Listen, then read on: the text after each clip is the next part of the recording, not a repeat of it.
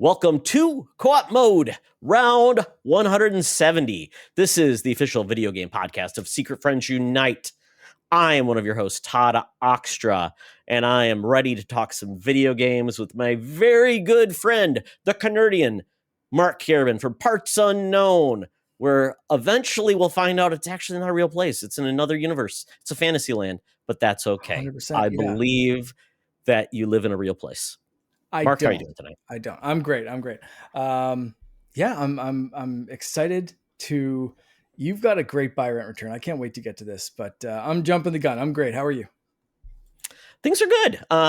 It's been kind of crazy. I told you about my dog problems, and like I said, the old. If you remember the Scrubs musical episode where the song "Everything Comes Down to Poo," yeah. You and I are living that right now with pets. So sing along; it makes things better. But other than that, just had a lazy America Freedom weekend where you know what? I look out my window and it's where I live. But other than that, we're in a good place. What can I say? Made some good food this weekend, and I also made boiled rice and chicken for my dog, as I told you. So that is where I'm at. So, Mark, are you ready to get in to talk about some video games? I'm ready. And people that make this show happen? I am ready. Yes, let's talk about those amazing people first and foremost, because 170 episodes in, these people make it happen. So that is our Secret Friend squad over at patreon.com/secretfriendsunite, including our besties tier, Derek Trevelyan, aka the Figure Dude, Francie, Charlie's hairstylist of choice, the Xbox expansion pass, Charlie's Uncle Tim, the Friends with Benefits tier, John Sedorf, Brendan Myers, Corian HD, Matthew Keel, Kurt Krug, Tanya Lee, Chipotle Bear, Famous Seamus, Cam the Movie Man, Jane Newport 007, Darth Prozac, and our newest member, Freight Conductor. We also have to give a special shout out. I just got off the phone with this guy, like one of the greatest people ever. That's very cool. Sean Stella and Henry Nias. Sean just gave me a call like right before we started recording and talked to him. I was out trying to scramble to get the last few things. And I was like, I've got 15 minutes to get home and get set up and get ready. And then Sean called and we chatted for Sean will talk your ear off too. He's a chatty Cathy. Never mind talking to Sean though. I always enjoy it. So yeah, thank you to all of those people. You can join this great list of people for exclusive shows, no ads, Discord benefits, all that kind of stuff for as little as $2 a month. Your first week, absolutely free. And then after that, your first month, you get 50% off. So you're getting this free for a week, $1 for your first month. And then as little as $2, you're getting all of those things, the exclusive shows, and is worth it alone because that stuff's just constantly popping up and awesome. So again, you can join these great people over at patreon.com/secretfriendsunite. Absolutely. So Patreons, check out the show. We've got some great new Patreons, and we're glad to bring in new stuff all the time. Some really cool stuff is coming up. But with that, Mark, I'm going to hand it over to you because you have something you want to announce. I do, yes. So I might have to go over to Patreon and join these people because I will be stepping back from this show and from Secret Friends Unite. I'm sure if anyone listened to Holocron Chronicles last week, you've already heard the spiel. But for anyone who only listens to this show, so I've kind of made the decision to step back from podcasting a bit. The basic short version is I've been doing this for a long time. I find the spark just isn't there as much to excite me about podcasting and stuff. I love Secret Friends, love the crew. Charlie, Todd, you guys are incredible. I will continue to be a fan of the show, a fan of the network, continue to stick in the Discord. This isn't like a bad blood, I'm leaving, F this, F that kind of, light some bridges on fire kind of deal. It was just kind of for a while, it was like, is that spark still there kind of thing? Do I want to try new things? Do I want to just kind of take the summer off? and see how I feel about content creation and that kind of stuff. So that's kind of where I am right now. Is just enjoying. This is kind of what I just talked to Sean about too. Enjoying the summer and then seeing potentially other types of mediums, YouTube shorts and reels and that kind of stuff, potentially for like my continued thoughts on things. But as far as like long form podcasts and structure in this kind of way, I've been doing it for a long time, and I think stepping back for me right now is the right choice, and I'm excited to see what you guys do next. I know Charlie already has plans. He already talked about some stuff for Holocron Chronicles. Um, I'm excited to just be a fan. This is gonna be good stuff. So um, I just gave the Patreon spiel. The content's not stopping. It's keeping on going. So don't feel like, oh no, he just told me to go to Patreon and now he's saying like I'm out. No, I still believe in all of this stuff. I still love the network. Um, I'll still be around. Hopefully, still be able to pop on as a guest every once in a while. Um, but yeah, this is the last of me being the regular co-host for co-op mode, which is a bittersweet thing, but I think again, like I think that's kind of the right thing at the time. And this show wouldn't have existed if you hadn't reached out to me, Mark. So we know we podcasted before, the Warp Whistle podcast. You Yeah. did the Splatoon podcast with Bobby Paul. So you were doing this before we started, and like you said, a lot of things have changed. When we started this, you didn't have a little boy. You got a little boy I now. You got a little yeah. cat, I and that changes your perspective. And you didn't have a 3D printer, and you weren't hosting panels. And yeah, yeah. life has changed a lot. Thinking about so I was thinking about this stuff. I've been podcasting for not super seriously, like probably 15 years or more. Yeah, My interest in podcasting started late university, maybe right after that. So like I'm talking like early 20s ish. And I'm 40, so like do some math there. A couple of like short-lived shows that were like oh, a yeah. couple of there was one that we tried.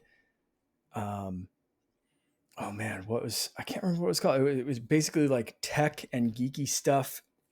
And then there was a short-lived video game thing that kind of evolved over time into the Warp Whistle podcast. And then I had like a travel blog. So I've been talking for a long time.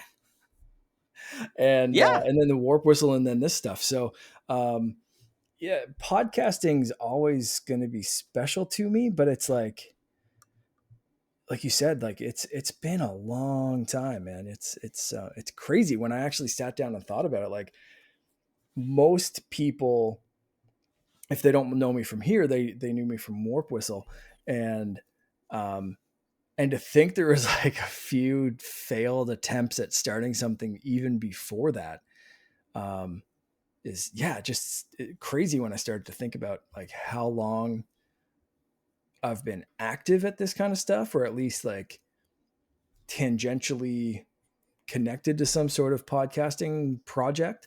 It's been a long time. Yeah. And most podcasts don't last this long. Most people don't stick in the game this long. Most Yeah. marriages don't last this long. Uh, you know, there are challenges, creative, whatever. It's a production, and we've always had a good back and forth, and which I loved about this. It was not my show; Mm-hmm. it was our show, and I always said, "Mark, who do you want to do? What do you any ideas?" So, Yeah. and Yeah. that's what we came up No, with some things, and Todd, you have been the greatest co-host that anyone could ask for. Simply in the fact that it was our show, it was a collaborative effort. It was, hey, do you have any thoughts on Byrant Return? Do you know it? Do you have a topic that you want for tonight? Do you have a just anything. You were always down for stuff. So again, I really want to stress to you and to anyone listening, like, this is not a I'm sick of Todd, I got to get out of this kind of thing. This is a just me thing. This is what's that? It's not you, it's me.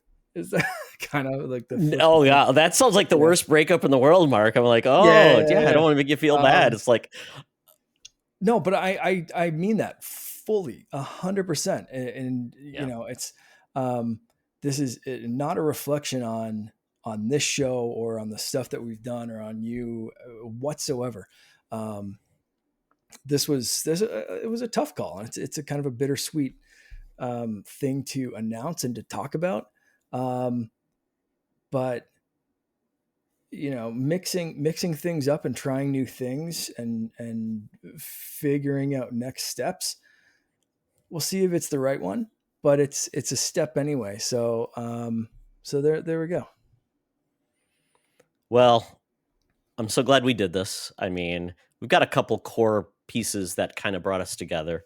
And we always talk about people that, the podcasting world is big, but it's also small. We've got some great friends who we've known, we've had as guests. And, I've always loved having guests because you never know what's going to be your next person you just get a relationship with, and you do these things. So, and my wife's like, hey, Todd, you're a little down. I'm like, well, yeah, because I'm grieving a little bit because, this is a relationship we've had for the last 6+ years of every 2 weeks I get to talk to my buddy. And, and it's one of those things where, you're not going anywhere, and I can always, message you, whatever. Yeah. And then, you did get there was a request. So folks, just let you know, if you do want to say a proper goodbye in person to Mark, we're going to do a Patreon party chat end of the month, probably when it works for everybody. And we're just going to hang out, have fun, give Mark crap, and we're just going to have a good time. So stay tuned for that, because I think it'll be a good time. But Mark will always have an open door to any of our stuff. If he's like, I'm going to pitch you something, cool. So Secret Friends Unite. If I'm getting itchy, I know who to call. Itchy to podcast. So I have one more holocron. We're doing a wrap up with Tales of the Underworld next week, and then the Patreon hangout thing is going to be a blast. I'm not immediately like just shut down, power off. And like I said, I'm always going to, I'm around. I'm not disconnecting myself from the internet. I'm going to be on the Patreon and Discord and everything else. And I'll still be bugging you guys as much as I can. Absolutely. So with that, Mark, I tell you, man, I picked this buy, rent, return just for you. I called it Marky's Choice, like Sophie's Choice. That story about the woman had to choose between her 2 children. I don't think it's that bad. I mean, Glenn Close, it's a tough one. But it is to Mark. These are his first children. Before Finn was around, before Ray was around, before your wife was around. You loved some things, Mark, and you still love them today. So I picked Pokemon, Pikmin, and Splatoon. Now I have Pikmin 2. I have the Pokemon cartoon, but really it's the franchises that you have to choose between. This is your Mary Boff kill. This is like, oh my God, what am I going to do? Because if I return it, it's gone, Mark. Yep. You'd have to live without it. The rent is just like, maybe you only get a couple hours with it because, that your spouse, your video game spouse is saying, Mark, why are you spending so much time with so-and-so? Hang out with me. So there you I got to give myself some time for this one, and I've got to read some of the... You want me to go first? Yeah, you jump in first. Or do you want to read some of the stuff from Discord? Let's read some of these ones. Let's go. Okay. Yes. You jump on the first one. I'm going to grab... Okay, so we got the grump in charge of the nerd chat, Daddy D. Wally. He says sell them all. Very simple. He owns a Switch, but I don't think he's a Nintendo fan. Why do you bother at that point? You return in 3 these things. Like, what do you play? What do you my goodness! What do we have here? Oh my God! My nightmares have come true. Oh my gosh! Hey boys! Mark the Canadian. Daddy Diwali over at the Nerd Chat told me that you're retiring from podcasting. Is that true, Mark? That's pretty true, yeah. Let me tell you something. Did I ever tell you about the Nerd Chat, Mark? Tell me about it. Oh, there's this little podcast with a group of best friends who love to get together and podcast and talk about gaming, food, and the good old days. And let me tell you something, Mark. You haven't been on the show yet, have you? I haven't. Well, guess what? You can't retire until you come on the show. There's no recording for Mark tonight, This is delightfully I amazing. can't wait to get you on the show, Mark. I'm going to give you a big licorice kiss. This is why you watch the YouTube, folks.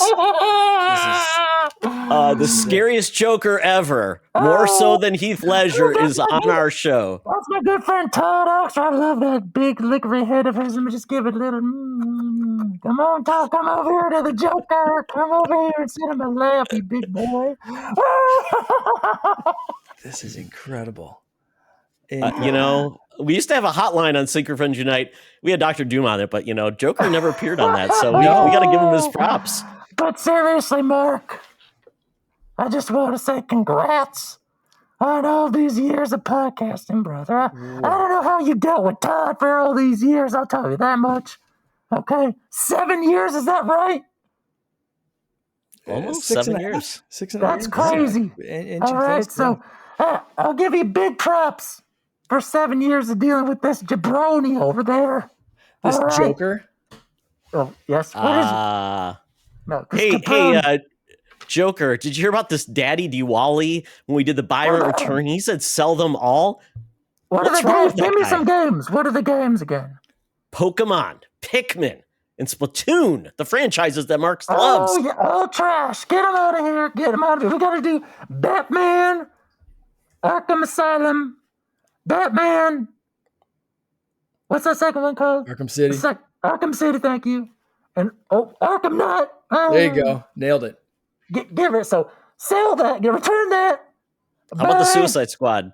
You got to buy Arkham Asylum. No Arkham Origins love. And Red City. I love the Metroidvania of Arkham Asylum. You know what I'm talking about. You know what I'm talking about, Mark? I got you. Okay. Surprised you didn't throw a GameCube controller at the couch, Joker.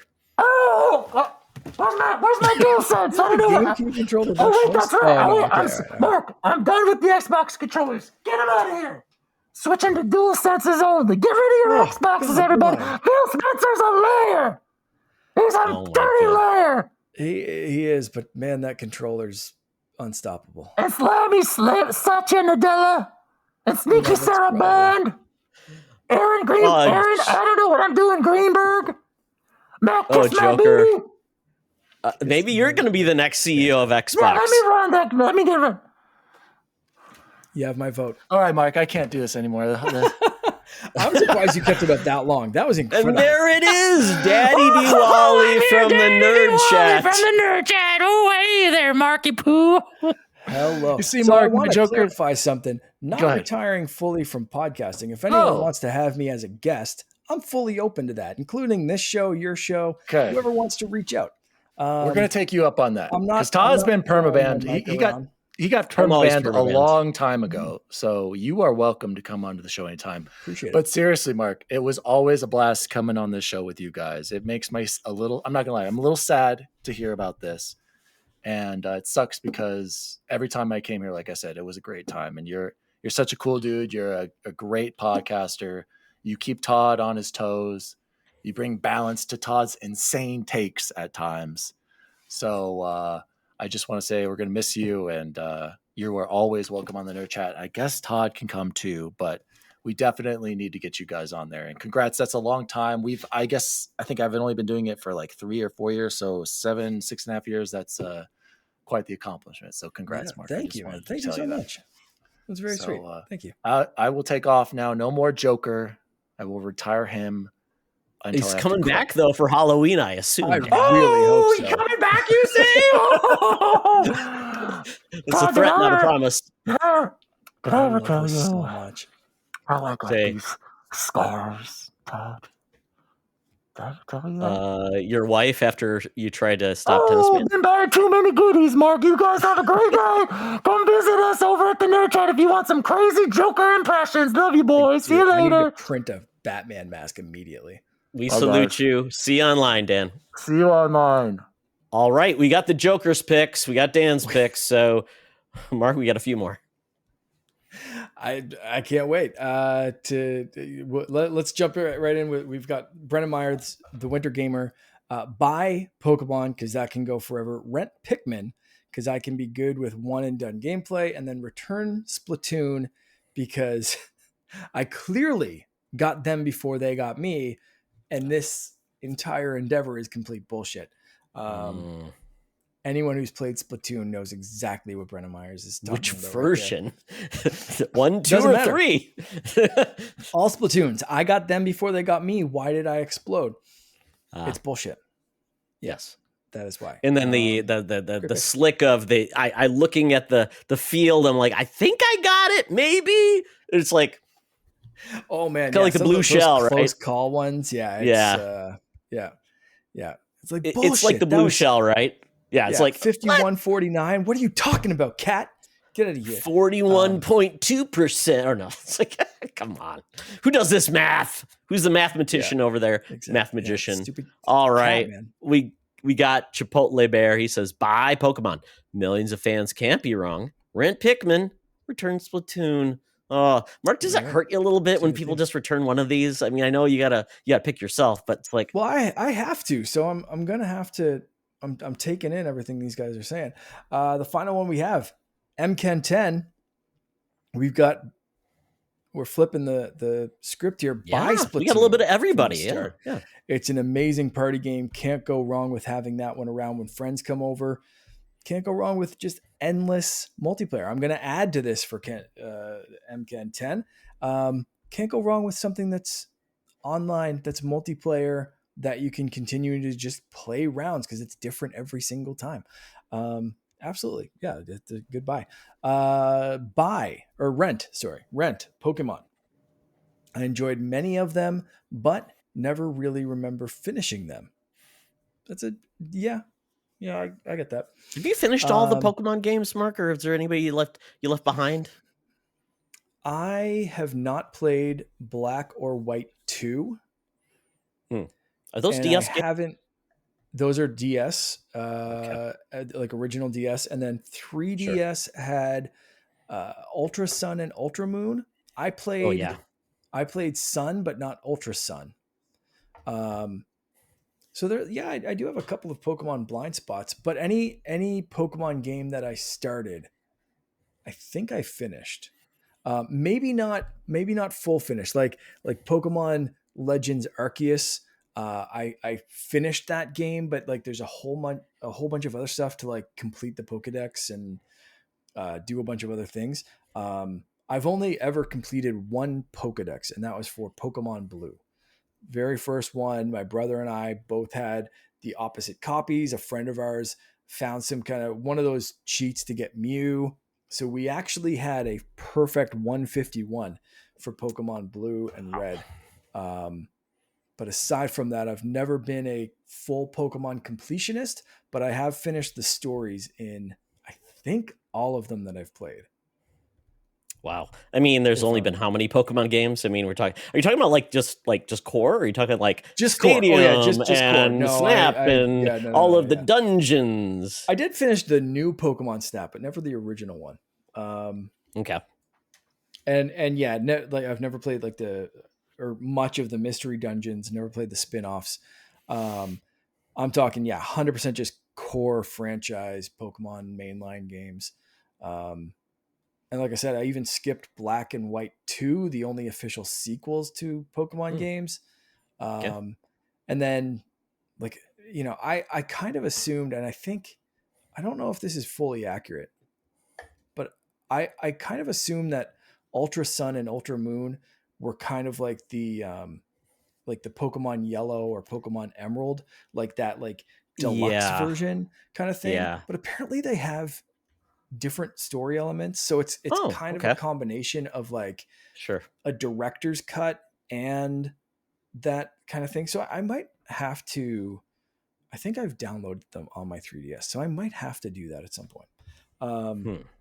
Okay. But I definitely have some Pokemon glaring omissions. And you're going to get to replace part. And you're going to get to replay some on the GameCube, right? Gale of whatever it's called, which I don't ever understand what that game was. And obviously other things that are coming out for it. So we shall see. Okay, Mark, I guess that's our last pick. Also, return Pikmin, yes. Never really got to the series. It's a personal return for me. So there's our picks. Or there's our community's picks. I'm very curious to see what you go on this one. I am too, because quite honestly, it's going to be pretty slim pickings for me, but I have certain things about this that leads me to my choices. Okay. So I'm buying Pokemon just because, Mark, when I was a young officer in the Air Force, the Pokemon cartoon was just coming on TV, on the CW, whatever it was called. So I watched it. So I got I learned all about Pokemon and Ash and, Team Rocket. So I enjoyed myself so much. So I really enjoyed it. And then my son picked it up. And I totally got it. And he got into the cards. He loved all the games. And he's kind of bounced off because he got frustrated. He liked Arceus, but he got really frustrated with the performance. So I don't know if he's going to give Pokemon another chance, because now he's a certain age, because he did play Pal World. Because if you don't have Pokemons with guns, what are you going to do? So I'm going to say Pokemon, just because I think I understand the relevance. I love it. He had a Pikachu Build-A-Bear that I got to download a song to put into it, which is so cute. So love that. I'm going to rent of the Pokemon rap do you remember? I would not even do well, but who's that Pokemon? I'm pretty good at who's that Pokemon. Okay. I can probably know that, but the Pokemon rap, it's kind of like the DK rap. I could probably start off with nothing, but I would make up my own words to go along, because I would want to see confident. Yeah. Yes. So, Splatoon, I did beat the first campaign. Did not really get into it. I did not love the motion controls, but I thought, hey, this is so much better than I thought it was going to be. I'm like, there's no voice chat. What are we talking about? And then I tried Splatoon 2, didn't buy it for me. But and my son really liked some of that stuff. He got really good at it. And I got some of the Amiibo. I remember that. And I sold some of them. But I will stop here, because I'm going to introduce a guy that we all know and love. Sean Capri has entered the podcast. Sean, thank you for joining us. But we are doing a really cool buy rent return. It's called Marky's Choice, because we picked 3 of Mark's favorite franchises. So since you're showing up, I got to ask you this. What would you buy, rent, and return between Pokemon, Pikmin, and Splatoon? Oh man, these questions are too complicated for my liking. What did you already answer this, Mark? Did you? No, I was just finishing mine. No. I was just finishing mine. Do you want me to finish mine, Sean? You need a couple you of get yours to pick. Yeah, I don't know that I care. What? I won't influence you, Sean. Daddy do always return them all. I don't care. This is a big moment. This is the end of an era, and I came in trying to figure out, am I here to send heartfelt messages to Mark? Am I here to tell you're making a giant mistake and I can't believe you're doing this to the world? Am I here to tell you this is the right choice and to honor the time that you've spent with us and the laughs that we've all shared and the journey we've been on? Or do I walk in and answer FMK about Pokemon, Pikmin, and Splatoon? It can be all of them, Sean. We just had one party crasher already, which was great. Too much. I'm mentally unstable. I'm a mess. I can't. Yes. And you throw this at me. So yeah, I don't. Whatever. Rents. Well, let me finish mine. Give yourself some time. I don't care. Look at Mark, gaze into his eyes. A Canardian connection, coast to coast. And I will finish mine. That gives you time to get your nerve up, to say what you want to say in the world of Nintendo franchise and what you want to say to Mark. So I'm going to finish up to say, yep. Oh, you're already done. I'm done. I'm out of here.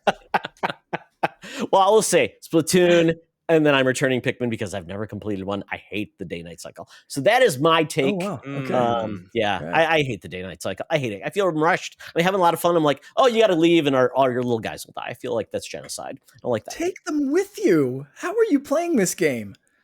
You don't leave them All or behind. nothing, Mark. Yeah, You've they're been playing disposable. this I'm kind of game. with you, Todd. Exactly. I think you're renting. I'm renting Pikmin. I'm renting. Oh. Well, I'm returning it. I rented. Oh, I'm sorry, returning it. Yeah, that's what I meant.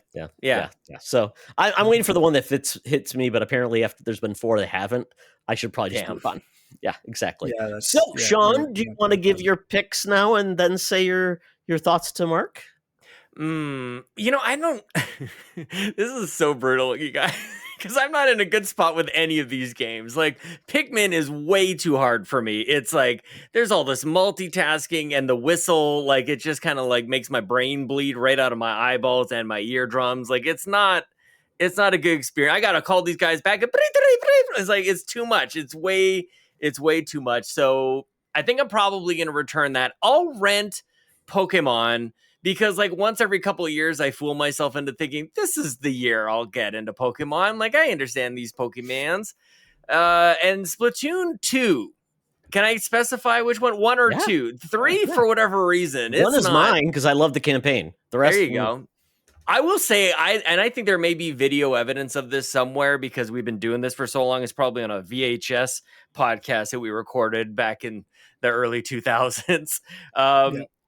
When I first saw Splatoon, they did that Nintendo Direct. I think it was the same one where they showed one of the Yoshi Yarn games, and there was all the yarn in the background. Like they did that like deep dive in the developers, like where did these ideas come from? And when they were first explaining Splatoon, I'm like, that seems like a great idea. And I feel like I was the first one. I think I was the first one because everybody else was like, "What is this Splatoon thing?" Voice chat? Where's the voice chat? No voice chat. Then it came out, and I was like, "I'm not so sure about the Splatoon thing." Then that was the test fire. Then the real thing came out, and I heard about this Inkstrike podcast, and I gotta buy it. I gotta buy Splatoon. Yep. So I mean, like, what do you want? Yeah. Good choices. Man, good choices. Inkstrike with Bobby was such a trip because I don't think I know I wasn't sold on Splatoon right away. And I don't think Bobby was and then we ended up doing a podcast about it. Like, what the hell? He became a fiend. I mean, that was Bobby, right? Like, just even if there was a thread, a fiber of something to sort of like an idea of a podcast, it's like, well, just go right into it, man. Yeah, absolutely. That's it. Yeah, amazing. So, Mark, make your choices. Sean, prepare yourself. My choices for this one, I'm gonna buy Pokemon. Because I've played, like we just discussed, I've played every single mainline Pokemon game. I have a Pokemon tattoo. Like it's in my blood, quite literally. Literally, it's so that and Finn is so into Pokemon, and he now makes up his own Pokemon and gives them types and powers and special moves. It's just great. I love it. And for a very similar reason, I'm going to rent Pikmin. Because Finn and I have replayed through all 4 mainline Pikmin games together. He loves anytime he can be the second player, whether it's controlling another person or just flinging rocks like you do in Pikmin 4. Absolutely loves it. Absolutely engaged and enthralled with the stories of all of them. And it was a really great kind of playthrough over the last year or so. Sadly, Splatoon is on the chopping block for this one, which hurts me to no end. But I think my heyday with Splatoon was like Splatoon 3, Inkstrike podcast time, like Splatoon 1 or 1 and 2. I mean, Inkstrike podcast days. 3 I enjoyed, but didn't hit as much as like the first 2, which is weird because it's on better hardware for all intents and purposes. Like, just seems strange, but Splatoon always has a special place in my heart, which is why it's killing me to return this. Todd, you monster. Yeah, that's not a good choice. So I call it Marky's choice. Not a good choice. Just like quitting. Exactly. So with that, and now Sean, I start to get some shit from Sean. And for anybody that doesn't know Sean, obviously there's a core component that goes through many of us, and that is Bobby Pulse. If Bobby Pauls and I didn't fight it out during the Wii U era and the 3DS era on the Nintendo voice chat forums, I would have not met Sean Capri. And if I had not done that as well, I would not known about Mark's podcast, and Mark wouldn't have reached out to me to make this show. So it's like a weird life. I mean, I've known Sean a long time. I've been on We the Gamercast. Sean, you've been on our podcast. We love you to death. We're so happy to see you with many more children than you started with. Dude, that's exactly what I was thinking about. Like, it's just we've known there's lives of this now that weren't even around when we started. Guys keep having kids. What's up with this? You know? Yeah. I mean, and when I first met you, you didn't have all these comic books behind you either. Look at that. This is within 24 hours. We're moving, and so I've had to sort of like change up where everything is. And actually, this is a trick. This is actually real. But like behind the books, like these shelves are deep. Behind the books are all the other shit that I've had to find because I've had to stage our house and people walk through and they want to buy it. And we got some feedback. They're like, "There's a lot of action figure stuff around." A lot of so toys. Like, okay, I gotta do something about books to make you seem more mature. Yeah. Well, the books just cover up so nicely. Like all there's Amiibo and Skylanders and a whole bunch of stuff just kind of like hiding behind. So, but you don't know that until I just. And I'm sure your realtor isn't going to show this podcast, but I want to thank you, Sean, because when I was putting this out there, I was putting a call out to say, "Hey, Mark's Last Hurrah," and you said, "Hey, can I come on?" And I'm like, "Absolutely." Yeah, this is better because the Canardians have to connect. So I would not be take it away the Canardian name if it wasn't for Sean. I don't know how many people know this, but Sean, I said something on a podcast with Sean, and I said a couple of fellow Canardians, and you just kind of like instantly perked up and was like, "No, I think that's you. Like you're the Canardian." And I was just like, "I don't think so." And then you're like, "Yeah, no, you are." And I like legitimately created the Instagram account or the fucking Twitter handle or whatever it was like that night. Like I remember it was like, midnight or something when we got off the podcast and stopped chatting. And I like sat on my phone, like creating all these accounts, like absolutely wild. So I don't think either of us were dads at the time yet, but I honed in on the dad energy on that one. The nice little like pun, a little word magic, a little word fun, word play. I like it, man. Yeah, absolutely. I mean, Bobby would do that as well. Like the whole like Sean, like Connery, Capri, like the pants. Like Bobby did the same thing to me. Like his eyes perked up and he's like, I think he ended up saying it back to me. And I'm like, oh, maybe this isn't just a dumb thing that I thought of one time. Which actually maybe two things can be true at the same time. Maybe it's a thing, but also a dumb thing that I thought of. So there you go. Yeah. Sometimes that's all you need, man. Is just somebody to be like your hype man for a quick second and go like, hey, there's something to that. Keep going with it. I feel like that might be, this is what you're leaving, Mark. This is, I still can't decide what angle I'm taking tonight. I don't know how Todd's doing. Wait, hang on a sec. Enough about Mark for a second. Todd, how are you? Are you okay? Like he's abandoning you. He's decided that his family or work or something else is more important. Are you okay? Has anybody asked you that yet? If he's going on like an OnlyFans page, if he's going to do cosplay with only tops optional or bottoms optional, I'm not sure yet. But my wife was actually talking to me. She was like, "Are you okay?" And I'm like, "I feel like I'm losing like a part of my life that's been here for the last 7 years. I mean, every 2 weeks, Mark and I would connect, and it's kind of crazy that. But you know what? I understand it, man. He's going through so many life changes. Like you said, you didn't have kids before here. He didn't have a cat. You weren't married when we started all this. Exactly. So I'm so happy. Todd was still well into his 50s when we all started. Exactly. I look exactly the same. No hair. You really do. You do look the same. What the hell? I do, except my son now is a sophomore in college. So you go, Sean. Now we're aging everybody because that's where we're at. Your son's like his aging is way more damaging to me than probably anything else. And he's got all his hair. Yeah, it's like he's in Congress. It's like, no, I can't handle this. Like this and he's going to be a teacher, which is I hate it. A music teacher. That's kind of what I'm talking about. But I am so happy for everybody to go where they feel their passion. Oh, that's bullshit. Well, are you serious? I am, because I've seen Mark, like he's been so excited about doing hosting panels at HellCon, and he makes this awesome 3D like armor and stuff. I'm like, he's so talented, Sean. Follow him on Instagram if you guys aren't, because Mark makes this awesome. I'm wearing Deadpool and Wolverine, and Mark made an awesome helmet. He made Captain Canadian or Captain Canadian guy. That looks awesome, Sean. So I'm so happy because you know what? Follow your love, man. It keeps you grounded, and he can always come back here and crawl back and say I made a mistake, and we'll haze him, and that's okay. He will. Yeah. We all do. How are you doing, Mark? How are you feeling? Like now it's real. Now, like I've ended podcasts before, but I've continued on with other things. Like it's I don't know. Like how are you doing with it?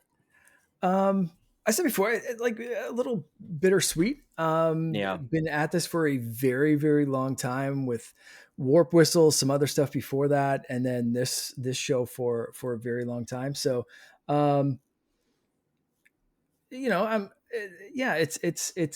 it's crazy to think about all the stuff that as a community we've all done and seen some changes and different things. But there's other things that I'm excited for as well.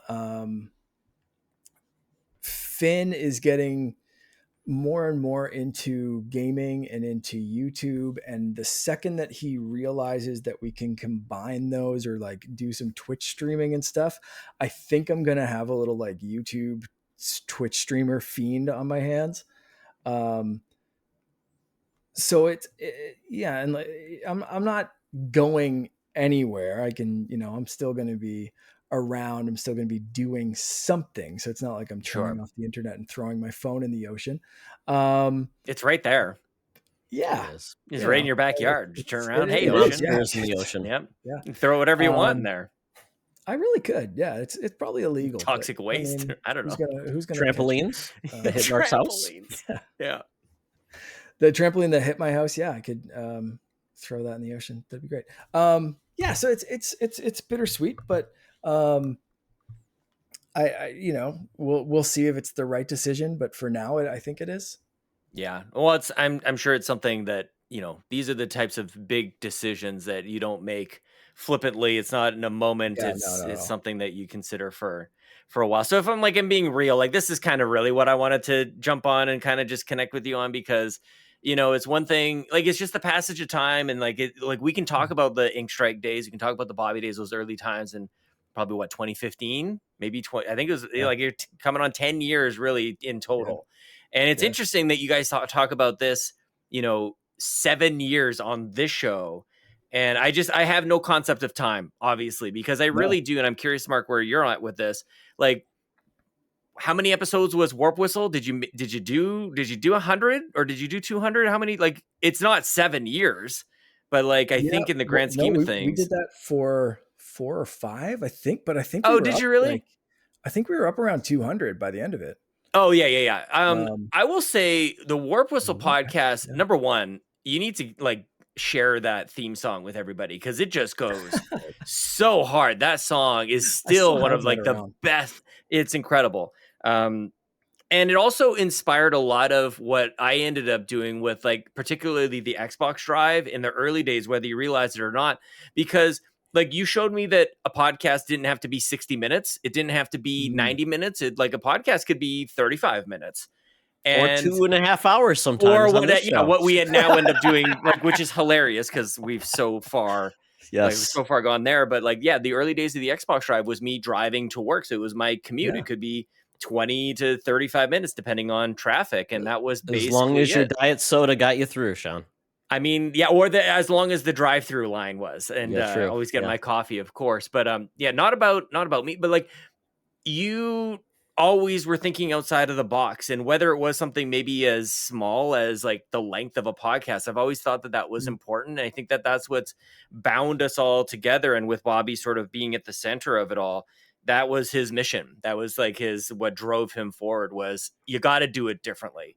And one thing, I never really got beyond video games in my podcasting. And you guys both really are just your nerdism goes deep and wide. It's pretty remarkable. So, I don't know. I didn't really come in with a real plan or agenda, no notes or anything, but I guess if I could, encourage you in your own way to really reflect deeply on the journey and all the steps and all the friendships and the people who have engaged with you along the way. You have brought light to their lives by doing this. you've really you never really know as a podcaster where someone is when they're listening. They might be walking their dog, they might be in a hospital, they might be there for the birth of a child, they might be there for a tough time with a family member, it might just be a normal Tuesday. And so I hope you reflect on all of the moments, the joy, the struggles. This was a really important chapter in your life, and maybe it opens back up again in the future. But like these times where you are sort of declaring, this is it for me. I hope you are able to, have that really, really soak in, because it's become who you are, and you've really helped a lot of people along the way, and it's not typical. It's very special. So I just want to say congratulations, man. And I hope I hope you know how special a journey this is. A lot of dedication over the years, a lot of episodes and hours, man. Very cool. Thank you. Yeah, it's not something I think is, I don't know if this is a Canadian thing or a me thing, but it's one of those things that it's hard to be like, oh yeah, impacted someone's life, or like, oh, someone, yeah, right. It's tough. But I was thinking about you earlier, weirdly enough, when I was thinking about this episode and going into it and announcing and talking about it being the last episode. And I remember you commenting when I ended the Warp Whistle podcast, and you said something about seeing emotion, or you sent me a message about like seeing some sadness, and I thought that I put on kind of a stronger air of confidence or something like that, and you kind of saw right through that. And I remembered that, and I was thinking about that earlier, and like, okay, I've got to go in like strong and smiling, and then you just jump in here and like say stuff like that. So thank you for really. Well, it takes one to know one, man. Like I think yeah, it does. Maybe I'm just projecting, so I'm glad at least it resonates a little bit. Like it's important, and it takes a lot of time away from a lot of other things. Like you have chosen to do this, and you've chosen to do it for a very long time, and it's worthy. I hope you just honor that. Like this is, you could have done something else this whole time. So yeah, I just hope you kind of take stock in the lives that you've touched and the way that your own life has been changed. I know that my life has been changed indescribably by podcasting. The people that we've met, and just the discovery of not just video games, but like really, this is going to sound so cliche and tropey, but whatever. Like what humanity is like we get to connect with people in a way that for me just gives me hope for the future, that there is good people, because if left to our own devices, we can find only negativity. But here we get to connect at a personal level about stuff that we're really passionate about. We get to share it, and it creates meaning in the things that we love, and we get to share it with one another. So yeah, like I could go on, but I've probably overstayed my welcome already. But you are a special person, and you've dedicated so much. I'm honored to call you a friend, and I hope you come back. I hope you realize that one day this is a horrible, horrible mistake, and you've betrayed Todd and everybody who's ever put their trust in you. But yeah, man, congratulations on a good run, man. Thank you. I appreciate that. I've already promised that I'm not going far, so yeah, you'll be in the ocean if you do. Exactly. You're trapped. A mere 8-hour flight, Sean, from you to Mark. I know. Yeah, you're closer to Portugal. I'm pretty sure we've done the math on this. I think you're closer. We've tried to do it. Yes, so, there we go. I'll be on the seas trying to find the One Piece. Is that One Piece? I was going to say, I feel like we've transitioned. Yeah, that's my next. That's why I'm doing this. I've decided to set sail, find the One Piece, become king of the pirates. That makes sense. I was trying to keep this a secret, but that's what I'm doing. It's a great hat. Yeah. Thank you. I love that it's just there. That's not just something that you own. Like it was within arm's reach. Like that was just right there. I mean, like in my arm's reach, I've got a Steam Link wardrobe right beside him. Yeah, like Ryan Turford. He's got all these like Dark Angel props. DVDs next to him. He's got prop comedy. Yeah, it says a lot. That is the end of my props, though. Sadly, so okay, that's very cool. You've expired my my prop reachability, but and I appreciate your physical. Yes. Thank you.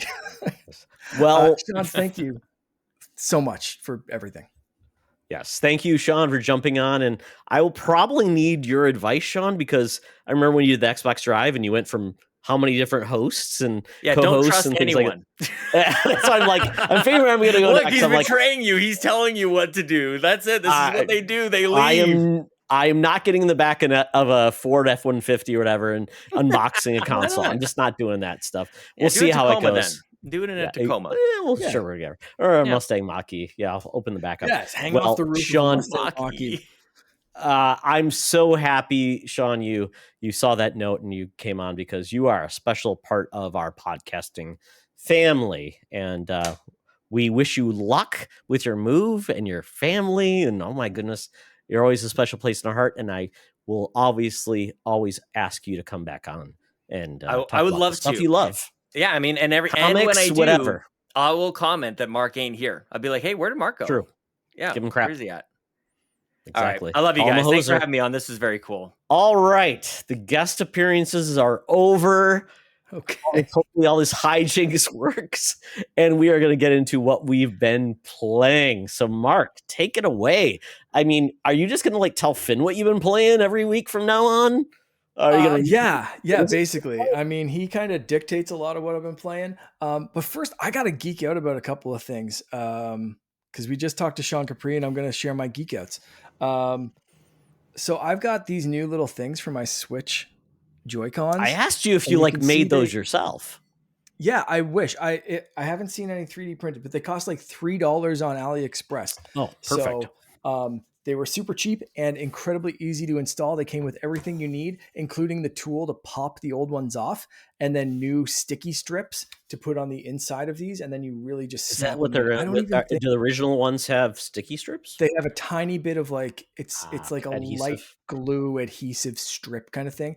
Okay. Honestly, don't even think you really need it. I think they would just because there are like snaps, so I think they Clips. just snap in. But Cool. it's solved the problem of being able to just tell which switch is mine when they're both sitting on a table. And it's a first world problem, but I solved it for $3, so who cares? Love but that.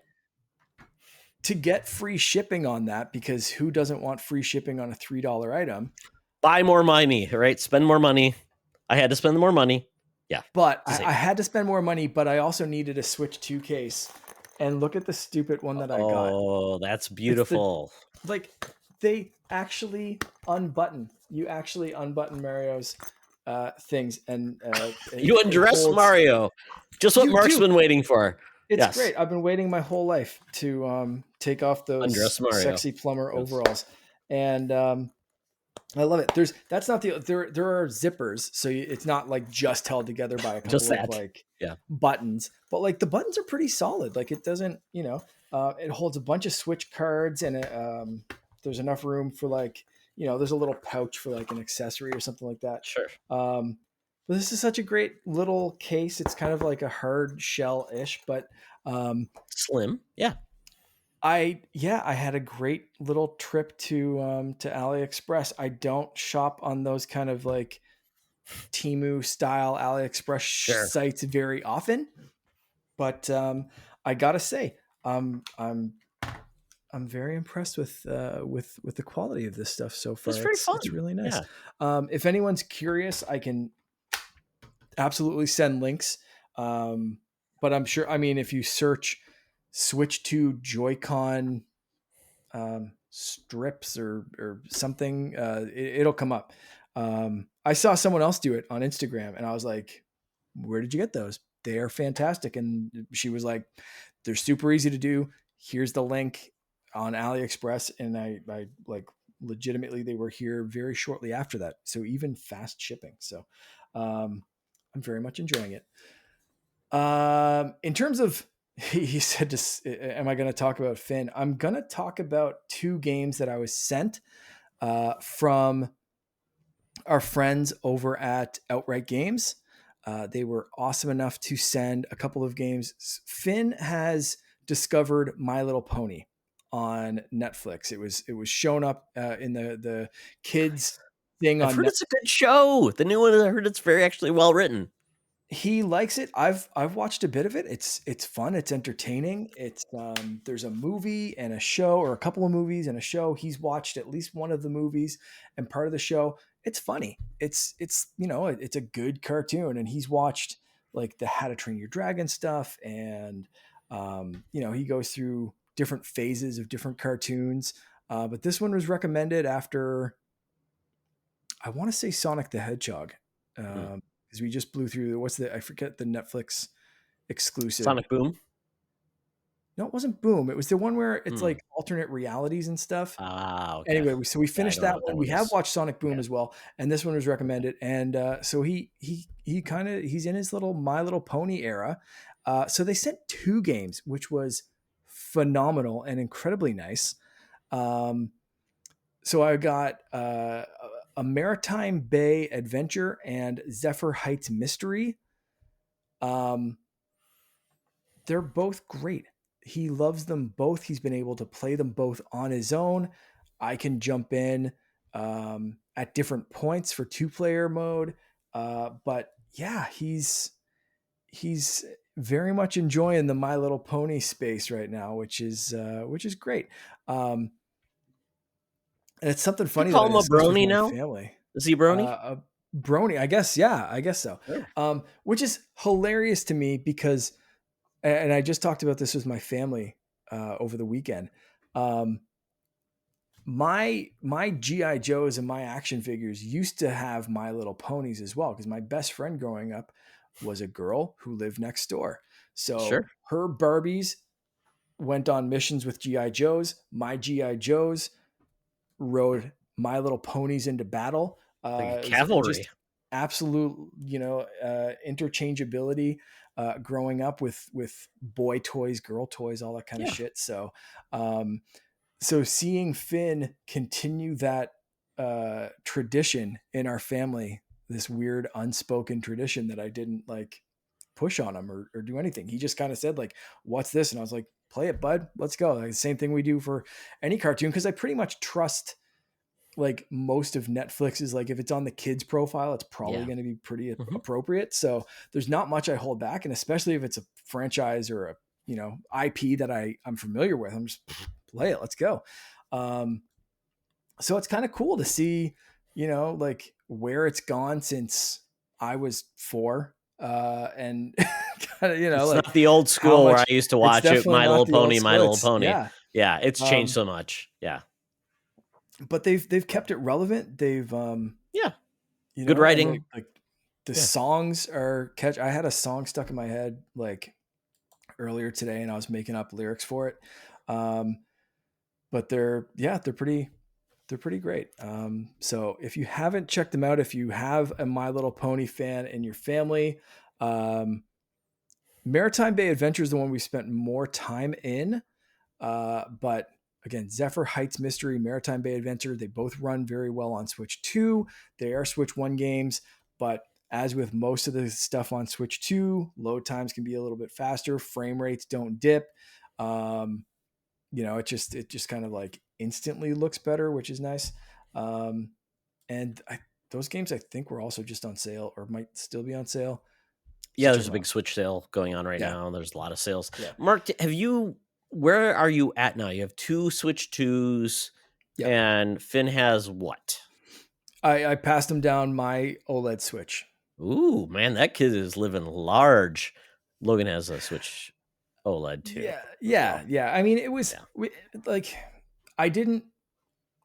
I'll be completely honest. It was a perfectly selfish move on my part. Because I was like, I don't really, the Switch 2 is so expensive. It's like I was wondering if you're going to like trade it in, get a Switch Lite for him for like $150. That's kind of what I was thinking at first. Yeah. And I said, by the time I sold the Switch and and bought a Switch Lite, and he also likes being able to play on the TV. So I was like, well, I'm still going to have to get make sure that all the games are switching between the Lite and my Switch 2 and all that kind of stuff, which we still sometimes do because it's very easy to like swap the virtual game cards and stuff. And the controllers all work except turning the Switch 2 on, which is stupid, but whatever. It's very odd. It's like, it's a mild inconvenience. Who made that decision? Why is that a decision? It's all their systems, right? It's all their, somebody mentioned, I'm like, you can't do that? Anyway. Oh, that's weird. Yeah. But yeah, so that's it. I was just basically too lazy to sell mine. We sold Loren's Switch OLED, the original. So Yeah, so it was really just a convenience thing of me being Sure. too lazy to sell 2 of them and try to buy a Switch Lite, and just like, what's the he was already familiar with it. All his saves were on there, his profile, so that was like a no brainer kind of call. But that's his, and awesome enough.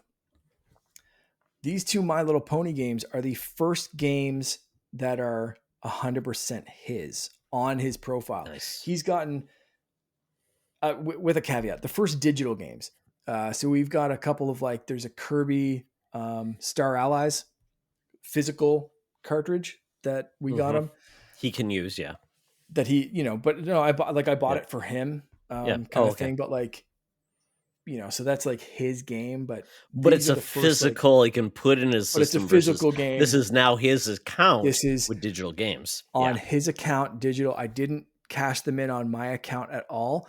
If I want to put them on the Switch 2, you gotta borrow his to games. transfer them from his. It's borrowing his games, so he gets a big kick out of that. And is Dad, very, you can't very have proud. my games. Oh my goodness! Right, because everything else is mine, right? And it's so funny. Like, a lot of he loves playing with Amiibo, and I have like some little One Piece figures and all that kind of stuff, and like any superhero figures that I collected and stuff growing up.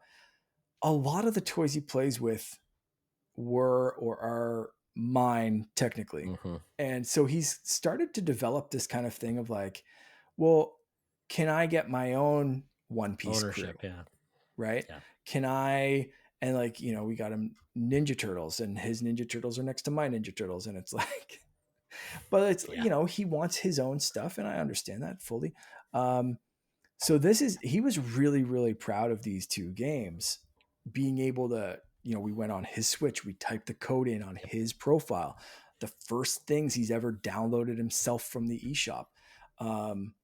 So really, really want to give a special shout out to Outright Games for making that happen for him as well. That it's not, he was super pumped when I bought him that copy of Kirby Star Allies as a physical game, but these are the first one. He's like, and they're downloading on mine for me. I was like, yeah, this is you. That's awesome.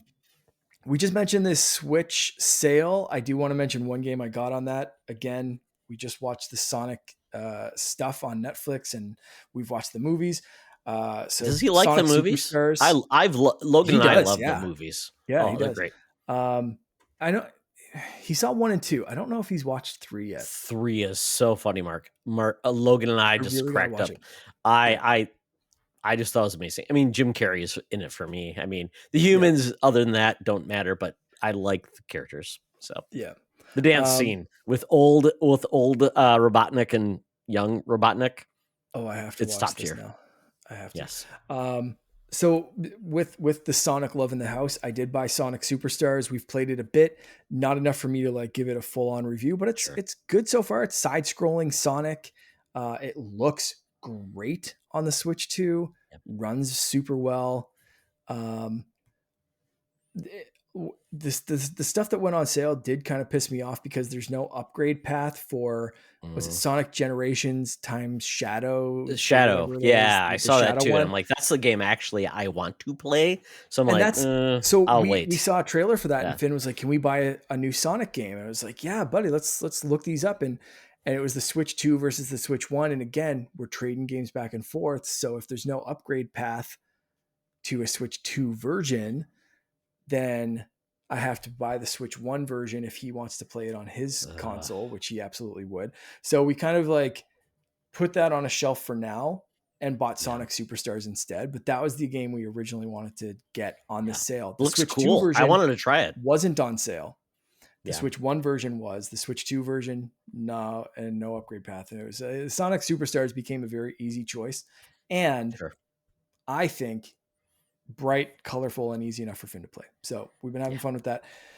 The main thing I've been playing, aside from all this stuff for my son, is I'm hot and heavy back into Tears of the Kingdom. Fully restarted my save, wiped the entire thing. I know there's an extra save or whatever on there now. I was like, no, too tempting to go back. Wipe, start from scratch. I started naked in a cave and am enjoying the hell out of it on Switch 2. It looks phenomenal. It looks so good, and I've been having so much fun with it. My wife, who also never finished that game, is like, damn it, now I have to get back into it too. So Tears of the Kingdom household, which is awesome. The free upgrade so if you have NSO, which is nice. Yeah, it's great. So yeah, a ton of Switch 2. We might talk about this in a bit, but my Xbox has been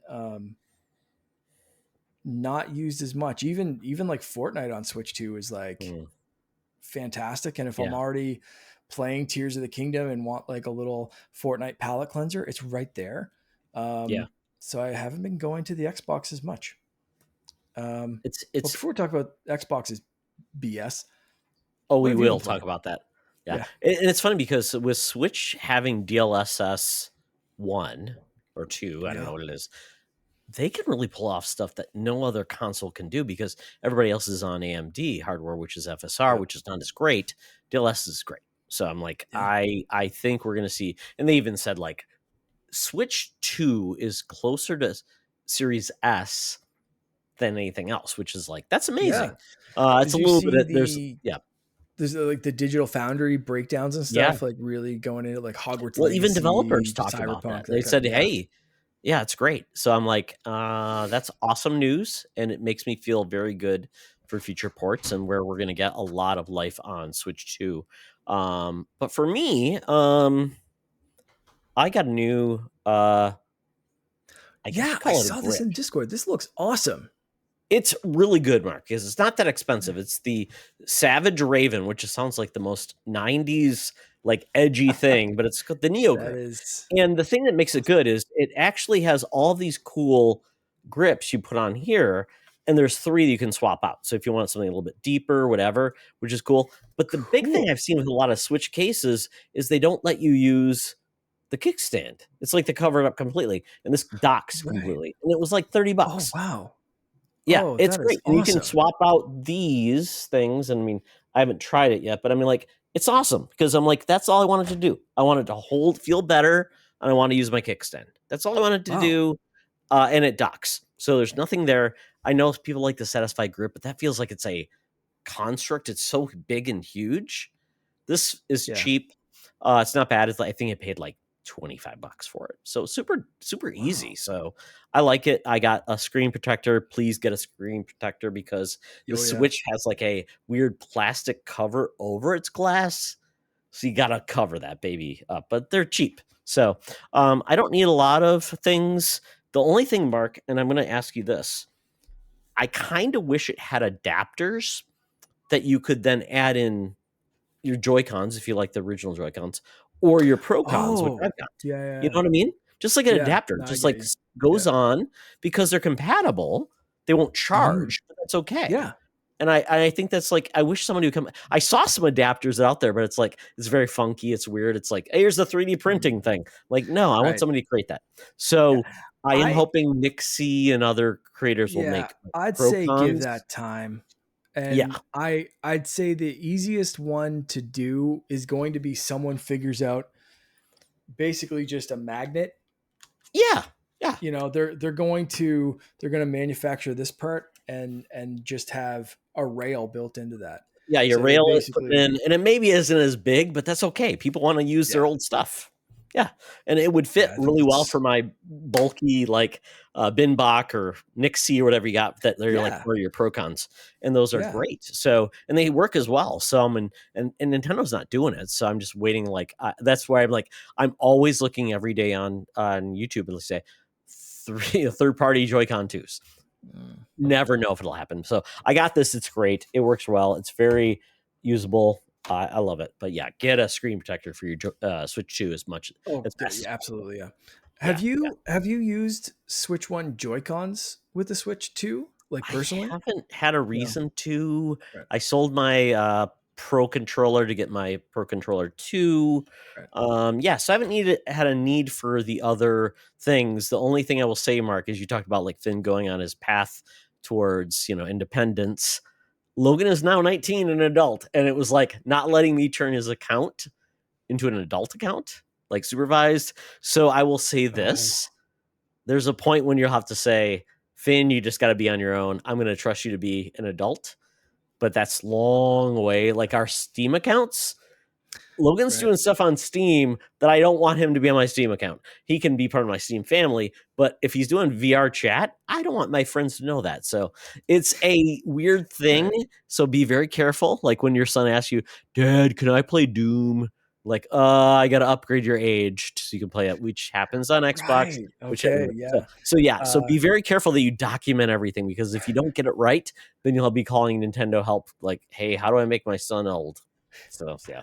I do like having that to hang over him anytime he's being bad. Like, I can shut that switch off from my phone. Yes. So that has become like- a very like a subtle threatening tool when he's really not listening. And just, like, all right, bud, like, Yeah. screen time's getting over, think about like Sean, our Yeah. buddy Sean Yeah. Myers. Henry's getting a little bit older now, and he wants to play like mature games. Like, Yeah. I didn't lock you down. I didn't remember it. Like, it just becomes a nightmare because you're like, oh, what was your passcode? What was your email address? It just becomes a nonsense. So please, Yeah. parents, document all your stuff so you don't get into nonsense, and then you have like, oh, I guess we're screwed. So there we go. But when you get to games, I finally finished South of Midnight. Woo. It's an amazing game, but it has its challenges. South Midnight is the game that's all about the girl who is trying to save her family from some weather-related problems. There's a lot of injustice in the South, and it's really good. The combat is very repetitive. It doesn't feel like it's worth everything else, but the music, the storytelling, just everything about it else, the environment it builds is amazing. So the issue is it's only on Xbox, it's on Game Pass, and it's on PC right now. So I hope this does get released on other platforms, because I would hate for this team with Compulsion Games that this game underperforms and it just doesn't get another opportunity. We're going to talk about Xbox and their developers and their studios, that I feel like sometimes that a game can really perform well from a critical lens, but it does not always perform from a commercial sense. So I feel like this game is at that point. It's on Game Pass, but I'm not sure people are actually buying it, sending out. It's a franchise worth moving on forward. I don't know if this franchise will have more than just one entry. Maybe it needs it. I don't know. When it ends the story, it feels like it's very much contained. So I'm not sure. That's not always a bad thing, though. No. Like if that there's something to be said about that, like building a game that has a definitive, just like it's done. Because so many things are set up as a sequel or like as a franchise or whatever. And it's like, you left this thread open, you left that thread open, and then your director leaves or your studio gets shut down. Or it just doesn't sell enough or whatever. And we see this in like movies and video games and all that kind of shit. And it's like, do just like make it, even if you have a franchise in your hopes and dreams, like nothing's guaranteed. So make things self-contained. It was one of the biggest problems with the Acolyte, was left on a kind of had the most interesting stuff in the final bit, but it wasn't enough to save like a season that was so busy setting up all this stuff for another season that it never got or will never get, whatever. And it's like, stop spending your whole first season or your whole first shot setting up what's supposed to come later. Because if that's not interesting enough and self-contained enough, then that's it. This might be your one shot. So I kind of appreciate someone just being like, we have a story to tell. It's one story and we're telling it right now. Cool. So that kind of sounds appealing. It's nice because it does feel like I landed, I finished. I don't have to feel like I'm in a cinematic universe. I'm just completing a great story with an amazing cast. And I really enjoy that experience. It's one of the games that failed but only had one opportunity, and I'm okay with that. So, Eternal Darkness, Nintendo, come on, put it on the NSO GameCube service. There we go. Yeah, so I can't recommend that game. If you do have access to that game, play it, at least see it. The music is amazing. It's a great experience. It's very fun. Very family friendly. There's not much to it that would be like, oh, I can't watch that because there's horror. So, Mark, Yeah. I would just say play it for like an hour. See what you think. Yeah. It's very All right. cool. I will. And then it great. I will say this though. I also played it on my MacBook. Plays great on streaming. So Perfect. if you just want to play it when you're not on your TV, it works great. I very much appreciate the quest for that. I love playing Game Pass stuff on Quest when I don't have access to my TV. And lately, since the Switch 2 has come, I've been not playing that as much. But damn, it's a great option when a game works well on like streaming Game Pass kind of thing. It's fun.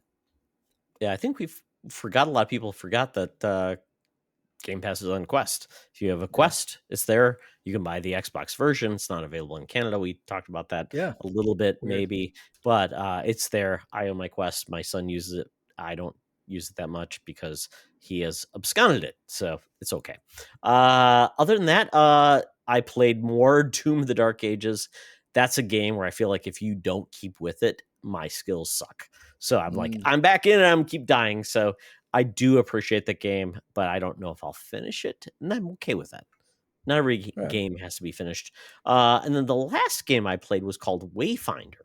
This is a Steam game. I'm getting back into Steam. This is a game by, it's called the Airship Syndicate. They made all of the Darksiders games. Then they made a couple of turn-based RPG games based on Battle Chasers. Joe Majura runs the studio. He also did a game of he did a League of Legends turn-based game as well. And so this game, Wayfinder, is like $15. It's only on Steam. It's not on consoles yet, I don't believe. But they said this is going to be an MMO. Well, they realized we don't have the tools, the support to make this an MMO RPG that will continue it. We've converted it now to a single player game that you can play cooperatively with other people. So if you like his art, I've loved his art. He started as an X-Men artist. He went on to do other things. He's amazing. And I started the game, and it's really fun. I got it for like $14. So it's very affordable, very cool. You can choose your class. I choose I guess you call it a warrior with a lot of that, like I can go and melee, do those type of things, but you can choose other classes too. And it's very cool. You do feel the bit of feeling like it is a MMO that converted to a single player game, but I'm liking it. I like it. I think it's okay for $15. Not bad. I love the art style. I loved, the Darksiders. So yeah, I'm okay with that. Yeah. I just looked up a couple of clips. It looks really cool. I love it. Like you said, love the art style.